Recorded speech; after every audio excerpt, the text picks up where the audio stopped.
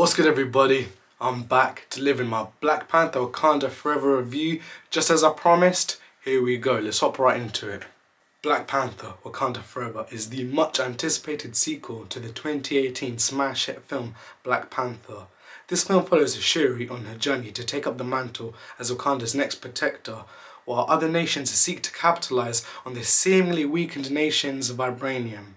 Meanwhile, long story short without spoilers of course, the Talokanis and Wakandans wage war while the fate of the world hangs in the balance. Now I have got to say personally, this film was exceptional. From beginning to end, I was blown away. The film has a runtime of 2 hours and 14 minutes and for me that flew by. I loved every minute of it. Now that's not to say it's a perfect film, there definitely are some drawbacks in my opinion, but for the most part, does it live up to the predecessor? Absolutely. The film does a fantastic job of honouring Chadwick, and it does this by paying tribute to him through his role of King T'Challa. The way that he is mournful and the way that the characters process his passing is very much symbolic of how we, the audience, the fans, his family and friends, process and continue to process his passing. Phenomenal acting by all the cast. You could see, without even hearing them speak a word, you can see the emotion in their eyes, and it didn't just feel like a performance because they knew him, they worked with him. It almost felt like an opportunity for them to genuinely express their feelings without words, and that really came across on screen and it was emotional. So one of the strengths of this film is its visuals. They were absolutely stunning all throughout, especially in Wakanda and then even in the ancestral realm. Wow, that was really stunning. And even Talokan, which was very interesting to see how they were going to bring to life an underwater city without necessarily making it look too similar to Atlantis from the DC films. This film steps up its CGI, and boy does that come across, especially in the ancestral plane. When you see that sky and it's purple and blue and the hues, and the way it kind of illuminates the screen is stunning. And even Wakanda, like in the capital city, when it's golden hour, you know what I'm talking about, when the sun has begun its descent. It's not fully down, but it's like, it's about 45 degrees. The sky is that kind of rich, flaming orange, and then the silhouette of the skyscrapers. Damn, that, yeah. And another thing that this film really excels in is its music choice. I like the fact that it is able to blend traditional African music as well as a lot of urban, hip-hop, African-American music. It packs in emotion, so it feeds into some of the scenes where you need that extra emotion to highlight significance when there's a lack of dialogue. And some of the music was just so nice. I remember in the cinema, I was just trying to Shazam some of them, and even when I could, I was just going home, I was looking up Spotify, I was like, yeah, Black Panther Wakanda Forever OST, let's check out the soundtracks. Some wicked songs in there. In fact, in the description I'll drop some of my favourites, so make sure you check them out and we'll talk about it in the comments. Visuals, excellent. Music, excellent. Special effects, big step up. Speaking of special effects, slow motion. It's not overdone, it's not overkill. It's not stupid how you'd see it like in the old retro movies where if someone punched you, you'd like go flying 1,000 yards or something. It was used sparingly, so it's not all the time and shoved in your face. They have water bombs, and like when the bomb, like before it implodes, it's in real time, and then as soon as it bursts, it cuts to slow-mo, and it'll just linger for a few seconds and then cuts back to real time. And that leads me on to another thing I loved about this film, is the fact that it felt like a Ryan Coogler film. In the first act, it kind of starts with a sort of action scene at night, and then the middle bulk of the film is where your cast splits up and some people are in one location and then in another, and both films share the fact that in the third act, the climax, there's an action scene, like a big action scene in the daytime. So it follows a structure, and that helps the film feel like a genuine sequel to the first. And that leads me to praise Letitia Wright, because I believe when she signed on to the role, she agreed to like a supporting role contract. She is now to step into the limelight as a lead character, and not everyone has that ability within them, or even just the confidence to do that, to go from a supporting role to a lead. And she done a flawless job. She is dealing with a lot of things, a lot of grief and a lot of internal struggle, and she does an excellent job of growing. You get to see a character grow from a supporting role to going through trauma and then rising above that to become like, to essentially reach the peak of, to essentially reach her maximum potential, and that was really thrilling to witness.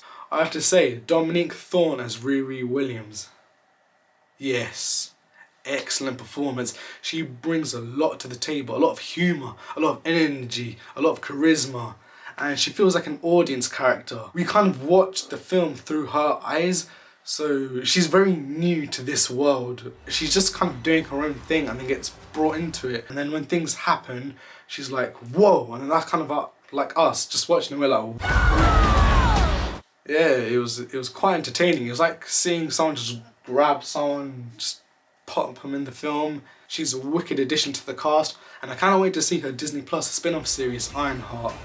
Make sure you all check it out. I will be dropping a review for that at the time, and we can discuss that in the comments.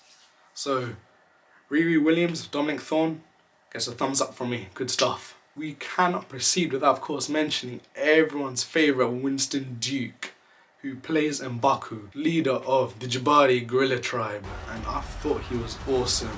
He essentially fills the role of T'Challa to some sense, because they reconcile their differences in the original film. So now he acts as that big brother support to Shuri, which was very nice to see how they went from like rivals to now essentially like siblings. And yo, on my days, yo, I cannot forget to mention the fact that he has such a satisfying payoff. No spoilers, but you lot are gonna love where his character goes. I loved it. It's something I really wanted, and they acted on it. They made it happen. Now, I'm not gonna say what it is. I'm not even gonna give you a clue, but I'm just saying where his character ends up. Yeah. And of course, we cannot forget to mention Angela Bassett, who plays Queen Ramonda. She speaks with conviction. She's very blunt in this film. She epitomizes the saying, there's nothing more dangerous than a man with nothing to lose. She lost her husband. Now she's lost her son. And she has all the responsibility of looking after Wakanda. And with the whole world turning their eyes to the nation's vibranium, it's understandable why she's become a very strong leader, which was absolutely captivating to watch. And I just have to hand it to the actress Angela Bassett. It was brilliant. And of course, how can we forget Okoye, played by Denai Guerrero? She was hilarious. Not just by being funny. I'm talking about like from her lack of social skills, as we remember seeing in the previous films, especially with Agent Ross. She just has that lack of empathy for people, and it's funny trying to see her make small talk or just having basic social interaction with other people. You see her very sternness just shine through with everything, because she's such a dedicated leader to the Dominage that she's made that just her life. So it's funny seeing her trying to do stuff and interact with people.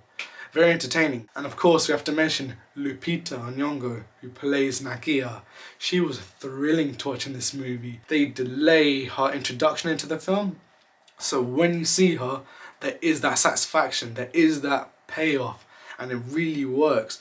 And she is a character that by this point has developed, so there's a contrast between her and Shuri. Shuri is starting to develop, whereas it feels like Nakia has developed. What I love about Nakia is the fact that she stayed true to her beliefs. She couldn't stay in Wakanda while she knew other people were suffering around the world, and that is why you understand like the things that she does in this film. So brilliant acting. Lupita Nyong'o made the role feel genuine. It's like she was born to play Nakia, so that was really good. Phenomenal work. And of course, I believe she's Kenyan, so. Now where's the kupata namba yako marembo? Okay, and now that brings me of course to Namor. Some people do say Namor instead of like Namor. He was a good villain. Just like every other MCU villain, he follows that same formula.